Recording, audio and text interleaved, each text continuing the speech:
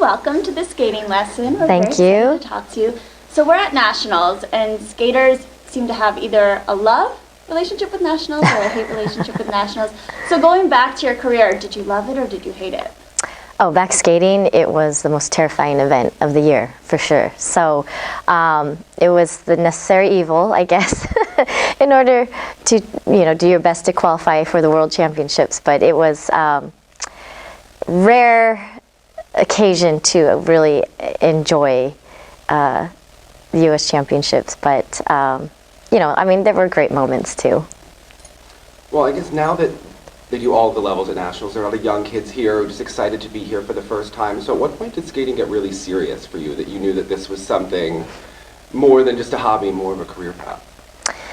Probably by the time, really by the time I was novice, and actually back in the olden days when I competed at nationals, it started at novice. So by the time we actually got to come and compete at nationals, it was already a path that I knew I was on. Whether it would end up coming to fruition as a world competitor or even an Olympic one, I had no idea, but I knew at that point already at 14 that this was the direction I wanted to go in.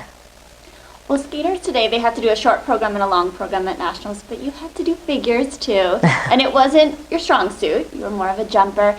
So how difficult was it competing 3 times within one event, and how were figures for you? Yes, it used to be quite a marathon with the figures and the competition, and sometimes it lasted over a day, over 12 hours for the figures for you to compete. So it was a marathon, and mentally you just had to keep it together for 3 full days of competition.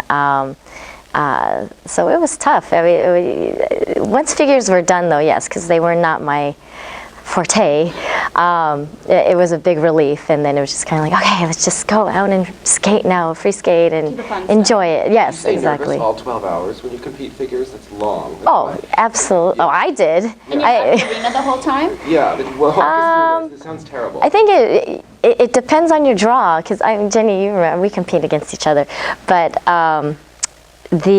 sometimes you would draw maybe early on in the group for one figure, and maybe in the next figure you would be late in the group, so you'd have the 8 hours in between. So I would leave the rink. Sometimes you go eat, take a nap, and come back for the second. Stay in that but you do. You still know that, and of course figures being as hard as they were for me, it was constant stress. So where were you when you found out that they were no longer going to be part of competition? Where was I? It seemed like it happened so fast, because there were rumblings, and all of a sudden it's like, all right, they're out of competition. It's like, what? I was hoping that happened. Did it actually happen?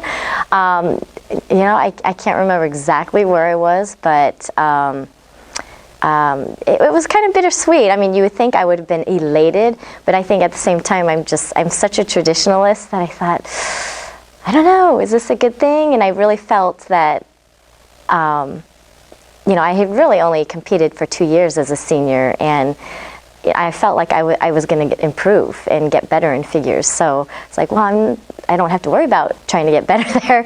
But at the same time, it was like, I think I did actually miss the training and the little nuances that I think figures brought into our training day. Focus, that is. Yes, the focus and the attention to detail, and just I think body awareness was just so intense with figures that you were never going to be good or perfect at them, so you always felt like there was something to work on.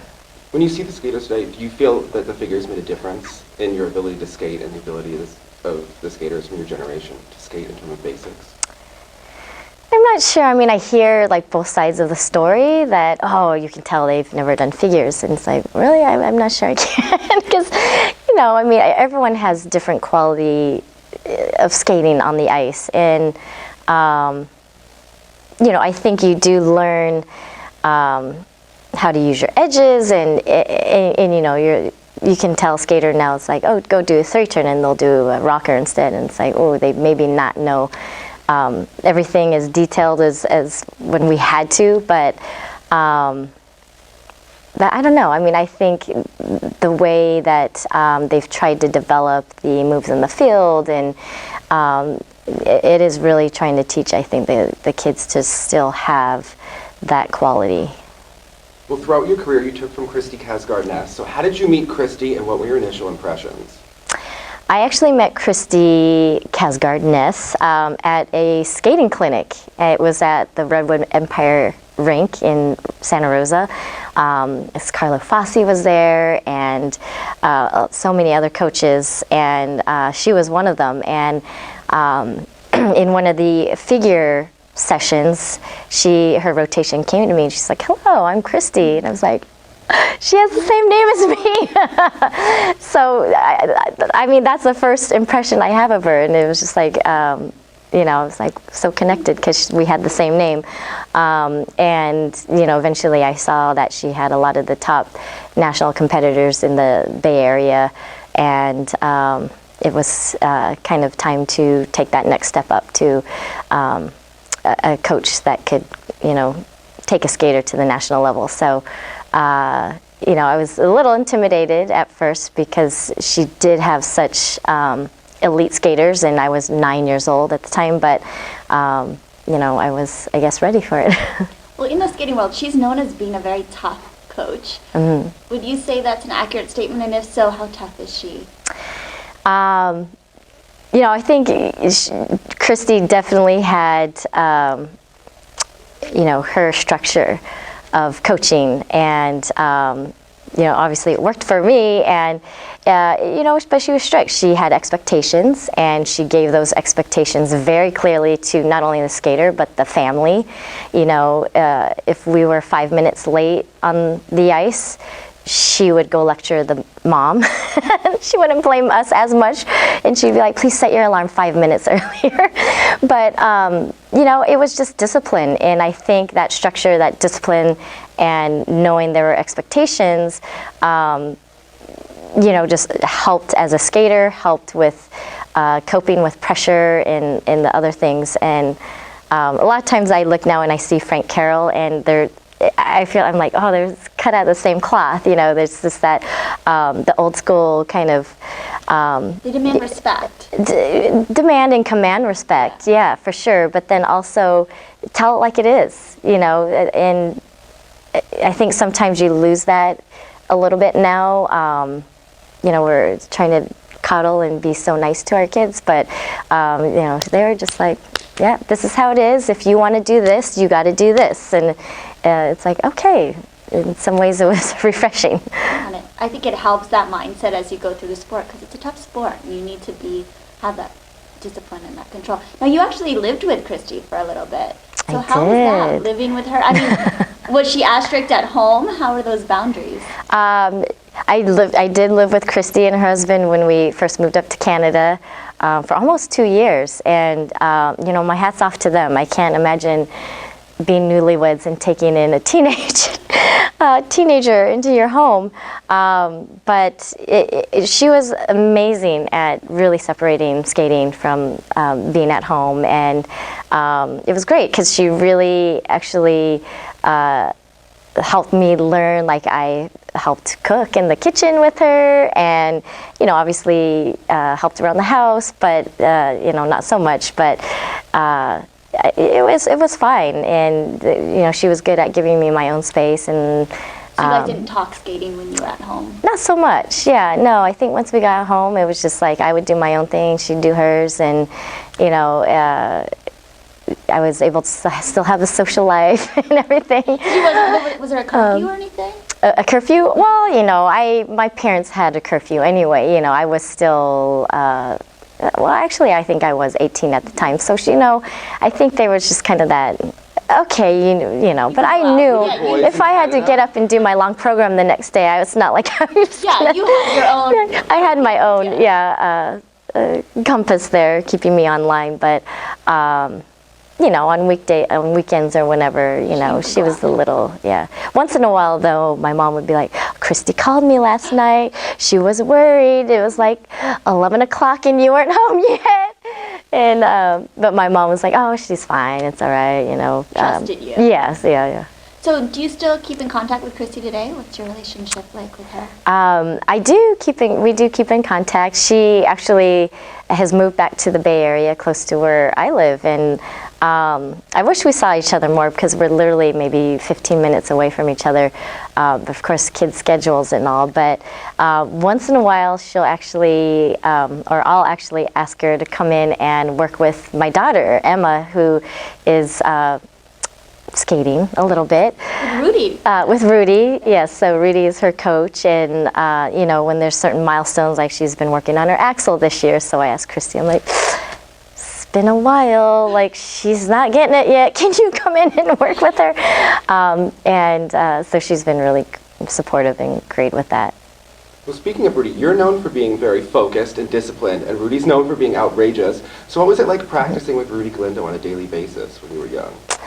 You know, he was probably more outrageous off the ice. You know, once we were on the ice, he, you know, knew how to dial it in and focused. And, you know, he had, in a lot of ways, was a perfectionist, you know, as well as me once we were on the ice. So, you know, there were times maybe where I had to, come on, let's do it again, or, you know, you know, I think he clearly had goals in mind as well that kept him on track on the ice. But yeah, he had fun off the ice. So meeting a lot of skaters, the pair girls are a bit of a different breed. There's a bit of an extra grit to them. So do you see that, a difference between the pair competitors and the singles competitors? No, maybe that now that you point that out.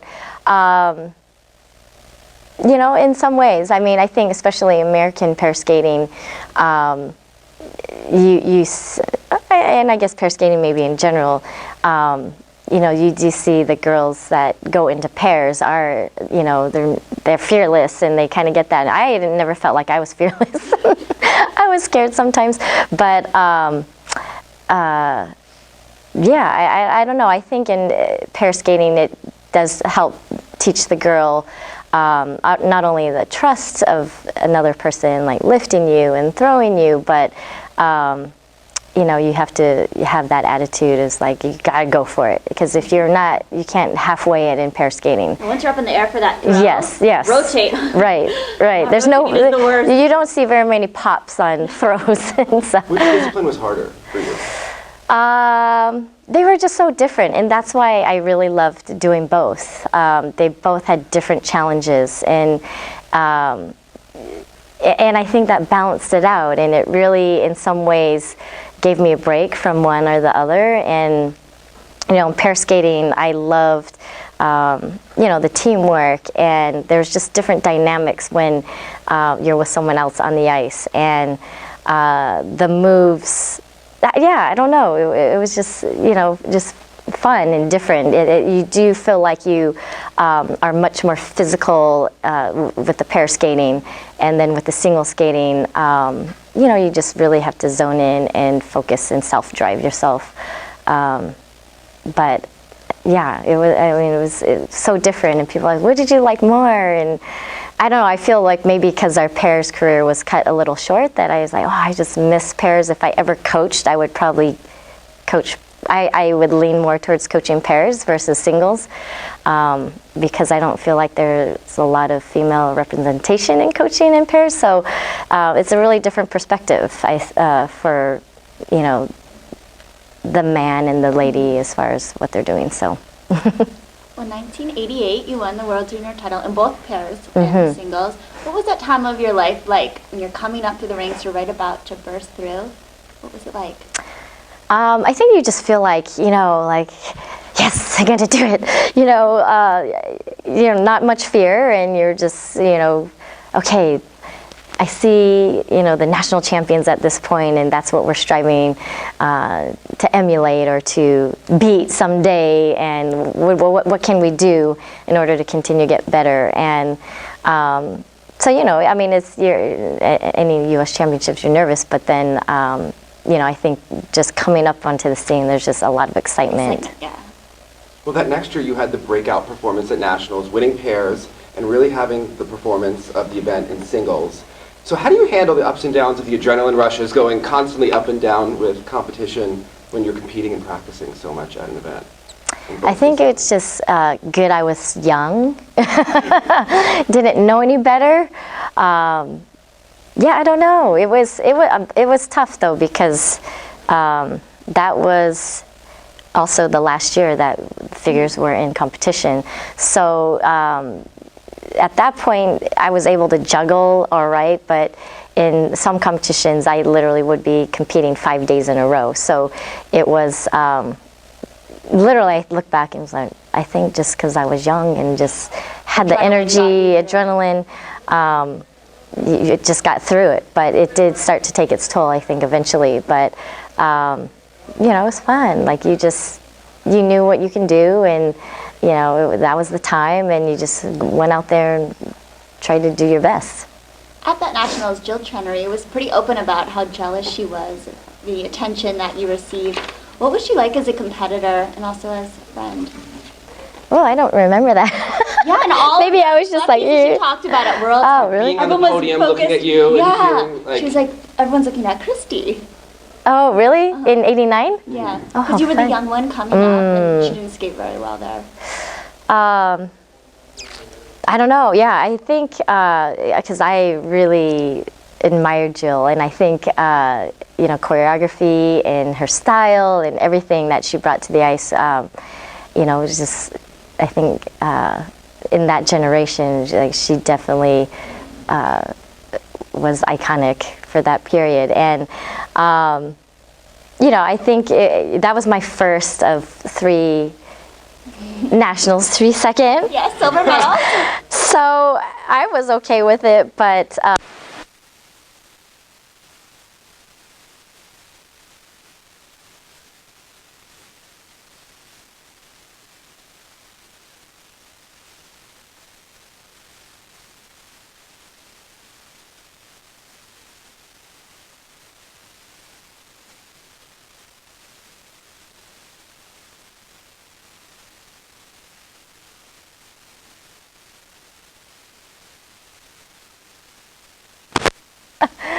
Yeah, you have to have that. yeah.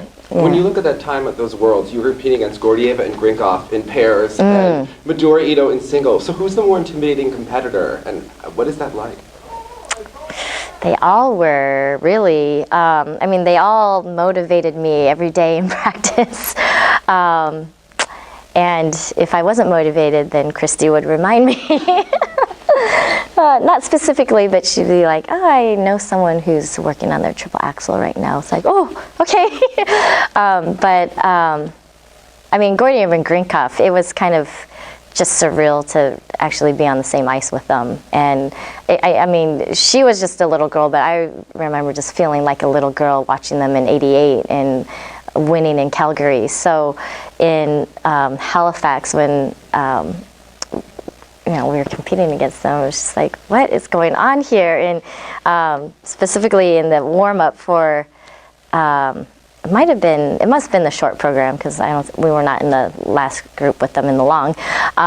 We were on warm-up, and I was just skating around. We were warming up our jumps, and Katya was coming around, warming up her double axel, and she like yelled at me in Russian, and I was like, oh, yes, I don't know what she said, and I always joke about it to this day with her. I'm like, remember when you yelled at me in Halifax? And I was like so mortified, because I was like, oh no, she's mad at me, like I got in her way. Did she remember that or no? I don't know. She probably didn't even know she said it, but I was just, you know, I was someone who just Looked up to her. was in awe to be on the same ice with them, yeah. Well, after breakout season, we see skaters really struggle that next year with the pressure and the expectations that come with that. And that next year, your coach also passed away. So how did you deal with that season? How difficult was it? That was probably the toughest year of my whole competitive skating career, and just a lot of emotional ups and downs, and obviously losing Jim and not knowing what our future was as a team, and then all of that pretty much coming to fruition in Halifax at the World Championships. So there was a lot of soul searching, and Halifax kind of did not go well in either event for singles or pairs, and so it was disappointing. And I think that was the one year where, and kind of following, leading into even the next year, where it's like, I don't know if I want to keep doing this. Like, this is too much, and I'm not enjoying it. So it was, but I think everyone goes through something like that, and it's just finding a way to bounce back and approach it a different way. Well, Rudy in his book wrote that he was acting out a bit at that time, just a lot of emotions in general. So at what point did you know that you were going to have to, make the difficult decision, be the bad guy, and, really kind of take part of your career? Was I the bad guy? It was tough. I mean, our partnership went through a lot that year, and it was, kind of building to that the last couple of years, where, we're going in different directions. As people, and skaters, we just weren't in line, in sync anymore. And I think seeing the writing on the wall was, here we're competing against Gordy and Grinkov, Mishkutynik, Dmitriev, Kabarkov and Novotny, Brasseur and Eisler, and it's just like, do we really have a chance against these people? And fifth in the world twice is just like, wow. I mean, it's quite an accomplishment. So, I was approached literally right in Halifax by an ICU official, and it's just like, I think it's time. And I didn't know what he was talking about. I'm like, what do you mean? It's like, it hadn't even occurred to you. No. I mean, I knew it was tough, but I thought, we were going to be the next Ty and Randy. They were our idols, and it was we just saw a career going on forever. And he's like, I think it's time, and we really think it's singles where you should go. And I still kind of didn't get it, it's like, I'm not sure. And then, of course, later on, a few weeks later, we sat down and had the big meeting, and I was like, is this really happening? It's like out of body. Yeah, it was kind of, it was like out of body. And, I think deep down knew things weren't working out, and I just couldn't compete 5 days in a row anymore and compete at the level I wanted to. So, it was tough. It was, it's like, cutting off a family member, and it's like, wow, yeah. How did you handle that? I mean, did you feel any sense of guilt afterward, heading into that next season? Because now the spotlight was on you. You went to the Bulgarian Skate America. You were up against Midori Yuka. So how did you handle any internal feelings while also training for that important season? Yeah, it was tough. And I think also knowing that it really was kind of probably the low point of Rudy's career. But it was just like, you have to do what's best for you, yeah. I don't know where we can go from here. And I think there was just a lot of disillusionment and guilt, and wondering what's going to happen. All the while trying to refocus and continue on. Does that put more pressure on singles? Because now you really a little bit, do it. yeah. I was like, okay, no excuse. You're not tired anymore.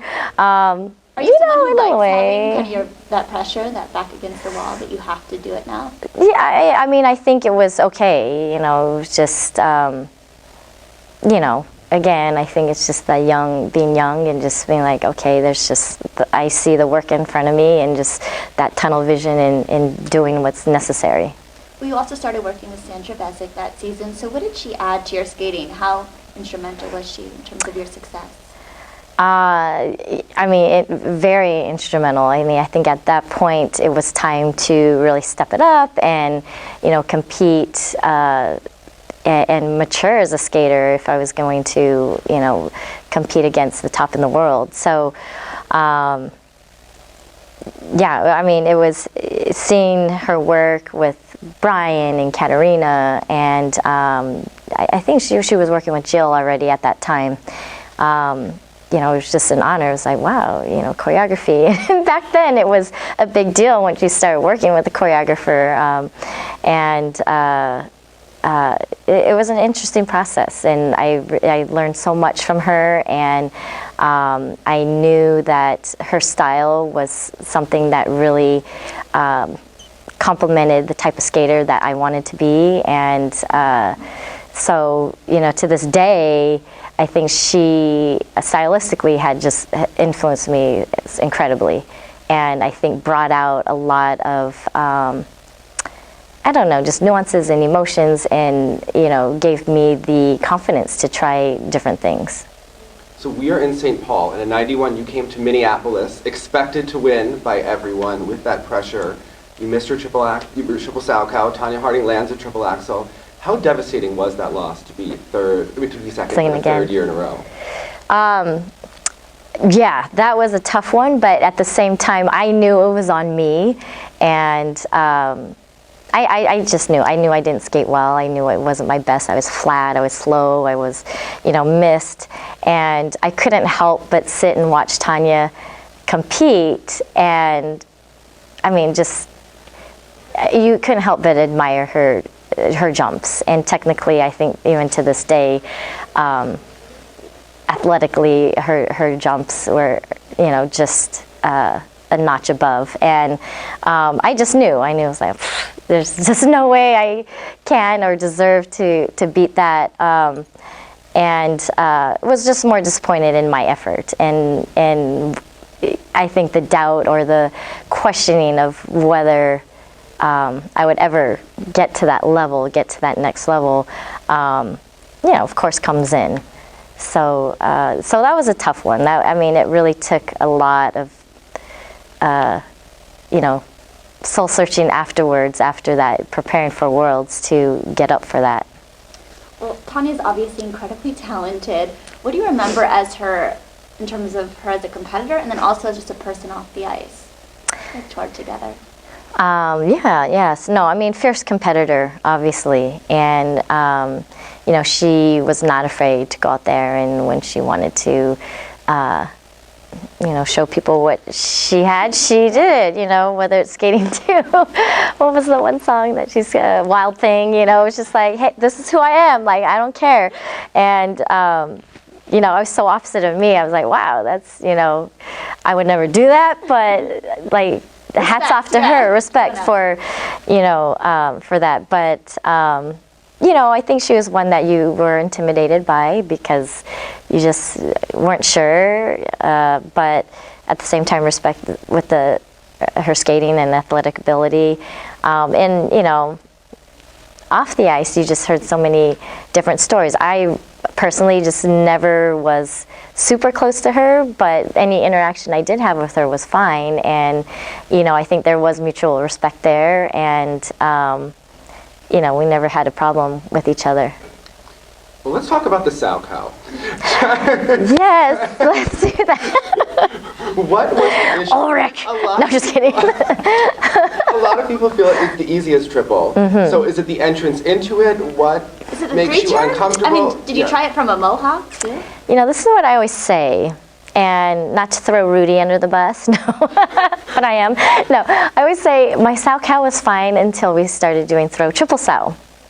And I really believe that, and maybe that was just my excuse, that it changed the timing. It really did, and I don't know whether it's legit or not. I should go back and look at videos. But literally, it was. I never had the great Salchow, but it was fairly consistent, and then it just started going downhill, down, and then it became a mental issue, and So it's, I don't know. I just never had the right timing, or the timing. My other jumps were just very clockwork. Like the timing was just there, and the Salchow for some reason I never knew how I was stepping into it and getting off that edge. On a good day, how many would you land in practice, and how many would you attempt? I never really attempted that many. So it was one of those things where you waiting for the run? No, maybe I did. I even in practice, I probably, next to the average skater, I still probably landed 8 out of 10. But for me, that, missing 2 was a lot. I love it. You were so consistent with that. Okay. Well, you talk about soul searching after nationals, before Worlds. In one of the fluff pieces, they showed you and Kurt Browning driving together, and at every red light, he would make you say, "I will be world champion." Do you remember that? Yeah. How did that help you, and how did you change your mindset heading into that event? I mean, obviously having that kind of friendship with someone and someone who you knew was in your corner and believed in you is huge, and especially someone who was already world champion. And at first I wasn't taking him serious, and you know, it's just that, no, I'm not saying that. Like, I don't believe that. And he's like, well, you have to believe it, and you have to, I want you to say it. And you know, I even going through all that, I was just like, I want to be world champion one day, like, whatever. And I think it wasn't until, you know, a couple weeks later, and, you know, his conversation started to sink in, and, you know, he also had asked me, why are you skating? And that was the most simple question, where it's like, well, I don't want to do anything else. You know, this is my path. And so, you know, I look back, and he, that year, just helped me get through so much. I mean, he was just a huge inspiration and friend, and through many years. But that year in particular, you know, was someone who helped find my direction in skating again. Well, you talk about not knowing if you get to that next level, but in Munich, you're going for the gold at Worlds. What is that like? And do you leave the Salchow out on purpose in that moment? In Munich? Yeah. Oh yeah, did I do a double there? No. I did a single. See, I just blocked the Salchow totally out. I don't even remember when I landed it or not. No, I was going for it. I mean, if you knew Kristi, you never. You don't pop. You don't pop. You don't double. And she'll tell you, like, I'd rather see you fall 10 times than pop a jump. So there is never any intention to, not do the Salchow. And yeah, so that was unfortunate. It was a mistake. That was just a hiccup. Yeah, but luckily under that system, you know, it's Forgivable. Yeah, there was enough other stuff that kind of made up for the Sow. Well, you were going into the Olympic season as the reigning world champion, but then you started with two big losses to Tanya and Midori. You're both landing triple axels. Everyone's talking about how they're going to win the Olympics if they land these. So how did you feel about your chances, and did it make you reconsider your game plan? I think once we were into the international season, competition season, the game plan was set. I mean, at that point, if I didn't have the triple axel and it wasn't in the program, it was never going in. So I knew that triple combination was crucial, and I just had to go up on that and really, you know, work on the artistic side and bring all I could on that end and play up my strengths. You know, obviously, some of the writing we saw on the wall at the internationals, and at that point I was just like, okay, you know, good thing I only have to wait 2 more years for 94. So really that was my mindset going into 92, into Albertville, was like, you know, I worked hard, and, you know, I'm going for it. I feel ready, and, you know, this is it. But if things don't work out, there's, you know, 94 is only 2 years away. And that's kind of how I deflected a lot of the pressure, I think. Well, that season you won every single short program. It didn't matter if your triple S was like, you always ended up on your feet. So what was the key to that success? Because we see so many of these women here at nationals, they struggle in the short program. How were you able to always put it down under pressure? It was just kind of giving myself no choice. And yeah, it's hard. It's hard. I mean, because of recent years, it's just, you've seen a lot of skaters, you know, struggle in the short program and just get themselves out of contention. And, you know, I just remember, you know, Scott is always quoted saying, you're not going to, the short program's not going to win the championship for you, but it can, you know, definitely take your chances out of winning.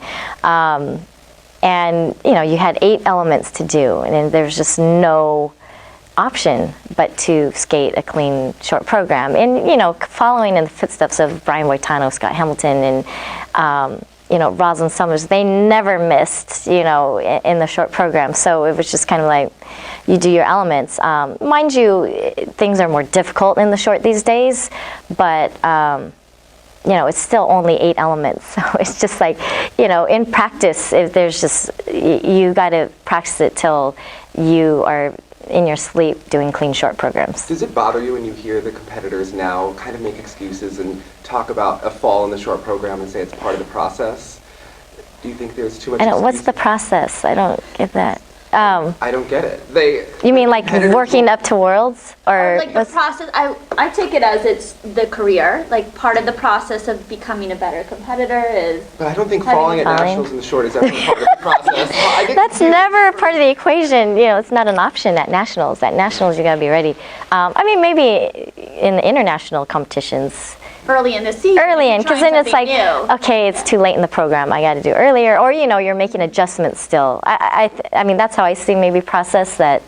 Okay, we're still working on things, but by nationals, you're. Gotta be perfect, honey. It's your stepping stone to Worlds. So you got to be done fidgeting and set. You can't be fidgeting going into Worlds. I don't think. At this point. Nationals, and you had a breakthrough performance in 1992, finally winning that national title. How important was that competition for you heading into the Olympics? That was pretty huge. I think just having struggled, or not really struggled, but maybe, not having the most stellar internationals going into nationals, and yes, finally having a clean program with 7 triples, even though I turned out of it was triplets, turned triple toe instead of triplets, triple toe. But it was, that definitely gave me confidence that, okay, that confidence from the 91 Worlds was kind of back and, in time to peak for Olympics. So at the Olympics, it always seems like the practices are a competition within the competition. How confident did you feel skating there at those games? I just remember feeling great at the Olympics in my very first practice stepping onto the ice, and just determined to really enjoy it. And I remember the one thing Scott Hamilton had told my mom, it's like, this is her first Olympics, like let her stay in the village, let her walk in opening ceremonies, and let her enjoy the Olympics experience, because this might be her only chance to enjoy it. If she goes to another one, then it's just like she's probably going to be more zoned in and more pressure. But and I'm so thankful that he gave my mom that advice, because I did get to experience all of that, and I just remember appreciating and stepping onto the ice every practice session and skating over the rings and just being like, this was my dream. Like, I'm here. Like, it doesn't really matter what happens here. It was always my dream just to represent our country at the Olympic Games. And, it was just, I tried to just keep that positive feeling the whole time. And, I'm sure that helped. Now, you roomed with Nancy at the Olympics, right? So why did you choose to room with such a close competitor, and what was that like? Because usually single skaters, we have pairs, roommate or dance. Oh, yeah? Why did you and she room together? I think because Nancy and I had roomed together on tour for a couple of years already at that point. So we were good friends, although we were, always competing against each other at that top level in the U.S. We were good friends and literally shared so much history. Our first nationals was together at 14. Kansas City, and so we had known each other for so long, and our families, our parents knew each other, and I was comfortable rooming with her, and I knew her habits, she knew mine already. So it was just kind of that ease and that comfort. Yeah. Now, you led after the short program there, and Midori and Tanya, they were out of the top 3. So take us through the long program and what you remember from that night. So I remember going into it just being like, okay, just, don't think about anything else. Just go out there and one thing at a time. Obviously the first jump was like, everything was just hinging on that.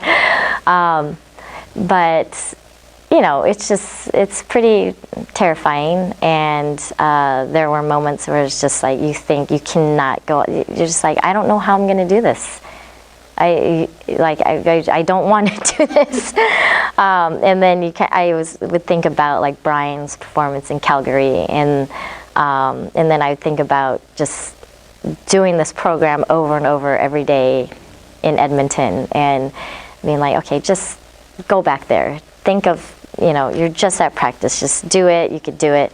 And, obviously after the first combination and it went well, I was like, okay, all right, you're fine. This is good. Just, keep going and, trying to skate dumb and not think too much. So, it felt good for, and the confidence it just felt good. And I think I felt too good because then I let up a little bit on the triple loop, which I think that might be the only time I really missed it in competition. So I was just like, that was kind of a wake-up call. I was like, whoa, and unexpected. So, then I was just, then the nerves kicked in after that. Can't let anything else go. Yes, yeah. You've always been adamant that the triple loop was not a fall. So how do you, So how do you define a fall? So what is a fall? I don't know, the butt touching the ice. The butt touching the ice, right? So it has to be like both cheeks sitting down. Yeah, or even one cheek. But, I was like, both hands went down. Or I know the right one, and then I flipped over to the other side. So yeah, I said, well, my butt never really touched the ice. So It was like an exaggerated step out. There you go. Yes, a very low exit. Who knows? I have no idea what that would count as in this new system, but yeah, back then I was like, well. Just like minus GOE. So Lauren Sheehan was on our show, and she had this whole story about your Olympic dress, and she didn't know which one it was going to be, and that you wanted one dress and the other. So what is the official story of the dress? The official story of the dress, it was beautiful. It was the black and gold thing. It was long sleeves, like lace and layers, and very elegant. But I had skated so awesome in the other dress at nationals, and being so superstitious as I was like, no, I got to wear the other dress. And my mom's like, no, this is for the Olympics. So. It's kind of bizarre because I almost felt like at that point I just didn't even think about it. I went to go to the rink and to skate the long program, and my mom handed me the other dress.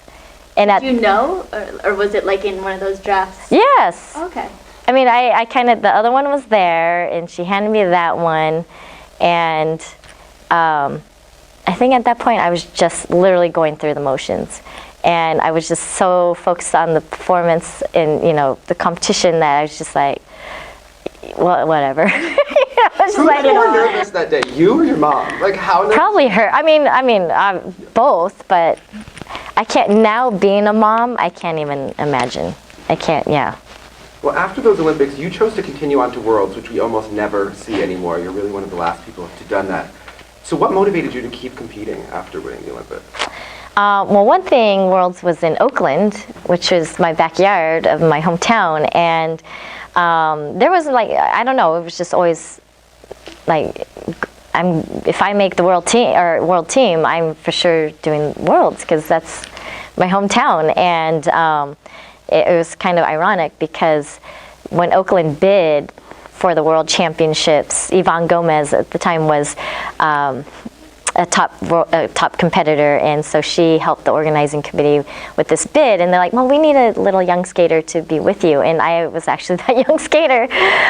So I felt like I was part of the bid process, and I knew everyone who was working it, and my mom volunteered, and all her friends, so it was kind of a given, and then it just also felt like a homecoming, which it kind of was from the Olympics. So I think, prior to that, maybe Peggy was the last one to have defended her title after the Olympics. But I don't know. And, I'd only won one World, so I had to go back and try to get another one. Well, after that event, you turned professional the next 10 years, and you maintained your technical content. Respect. You always did 4 triples in every program. So what motivated you to keep up that technical content? I think it was just, the quality around me. I mean, Brian Boitano and, you know, Katerina, you know, Scott was still doing triple lutzes, and there was just so much, you know, integrity and professionalism around me that I just felt like I was trying to make my mark and, you know, earn my stripes to even skate with them. And so that was just part of it. And I think, you know, as long as I knew I was capable, it just was in me to keep pushing myself to do it. Do you think the current professional skaters could do a better job of keeping up that content? In some ways. I mean, I think everyone's body is different, and I think, you know, you push your body to the limits as a competitor, so sometimes it's maybe not there for you anymore after your competitive career. But, you know, I think maybe the mindset is like, and I had this too, wow, I'm not competing anymore, you know, like, it's going to be a breeze now. But to be honest with you, my professional career was much more I felt harder than, well, maybe not pressure-wise, but, you know, trying to keep up that professional career was way harder than I had ever imagined. And you really felt like it kind of turned into a job at times. So people will sometimes laugh about pro skating or, you know, revisionists, that it was just all easy. But we saw you in competitions go against Midori at the World Pros, and you even competed against Michelle Kwan. So how serious were some of those world professional competitions? Oh, those world pro competitions were crazy. And I mean, we'll still talk about it today. It was like, I mean, it rivaled literally, you know, any U.S. championships and worlds as far as the pressure you felt. And, you know, I think it was just so prestigious to be there. There were maybe 4 competitors in every discipline. So to be invited to be there, the pressure of perfection there was unbelievable, because everyone wants to hear the 10, you know, it was like, that was the big thing. And, you know, it was the first time really having a full day. You know, as a competitor, you go in and you practice a little, and you go home, take a nap and eat or whatever, and come skate. Your warm up at the World Pro, you're literally there all day, because the competition lasts, you know, all day, and then it's live television at night. So it's kind of a marathon, and yeah, it was. I don't know. Yeah, the pressure for those were just like intense. Well, we saw you kill it on Dancing with the Stars. It seemed like you were in it for the win since night one. So how much did you want to win, and how much pressure did you feel coming in as an Olympic champion? Because all the past Olympic champions had won. Had they? And you're also the skater, so the people skater. are expecting Yeah, they you to expect win. you to Well, be I don't know. I think that was just like, you know, a false sense of, you know, oh, she should just be good because she's a skater. Because, I mean, skating, you know, I was like, okay, I can perform from the waist up and get that. But from the waist down, the dancing is so much different than skating. And, you know, as a single skater, you don't count music, or you don't know rhythms. You don't know foxtrot versus a samba. So learning all of that, which I, you know, still felt there was a huge learning curve. But, you know, I did feel the pressure of like, oh, people are just going to expect, because, oh, she skates. She's, you know, it's like dancing on ice. But it was so much different. But I was, you know, thankful to have that opportunity to have just an amazing partner with Mark Bellis. But it was fun. It was How do we good get you times. to compete against Meryl? How do we get this to happen? Oh, that will never happen. Oh my gosh. No way. Oh my gosh. No, she was so incredible. Yeah, that was amazing to watch. You know, different generations there, okay? Oh, I'm too old to even try to go there with her. But no, you know, respect for days for Meryl, because I think she has a new career. She totally can do that as a career. Well, you spoke a little bit earlier about your daughter Emma skating, and she takes from Rudy. So what is that dynamic like, and what's your relationship like with Rudy today? We have a great relationship, and now, and I'm so glad to see that it's come full circle. And when Emma, our daughter, decided to skate, I said, well, you can't just go out there and skate. You're going to need to do this right and get a coach. And she's like, okay, all right, that's fine. And I had seen Rudy, and it just seemed like a good fit. I mean, he's fun and he's great with the kids, and he really helped nurture that love of skating to come out in her. And I mean, to this day, it's been a few years now, but sometimes I find myself giggling watching the two of them on the ice together. And it's just heartwarming. Like, she adores him, and there are times when she's pulling up to the rink and she doesn't see his car, and she's like, I don't see, Rudy's not here yet, where's Rudy? And I'm like, don't worry, he'll be here. So it's really nice, and it's really felt good to get reconnected. Well, you said that your mom actually helps with Emma's skating. So how instrumental was she with you? How tough is she? She's not only being a crazy skating mom, but a tough skating mom. So how instrumental was she? Oh, well, now she's turning into crazy skating grandma. Seriously, because Emma, she enjoys skating, but it's not. I don't know if it's really her passion, and so I encourage it, but I'm not pushing it. But my mom is funny. She can't help herself, and sometimes she'll meet us at the rink and she'll watch Emma skate, and sometimes she's like, "Are you guys coming? I don't see you here." I'm like, "We're driving into the parking lot right now." It's funny. We'll come here, and she's like, well, does Emma have her music yet? Like, what is she skating to? We've got to find music. I'm like, well, we will. I mean, I'm probably the opposite. I'm too lax.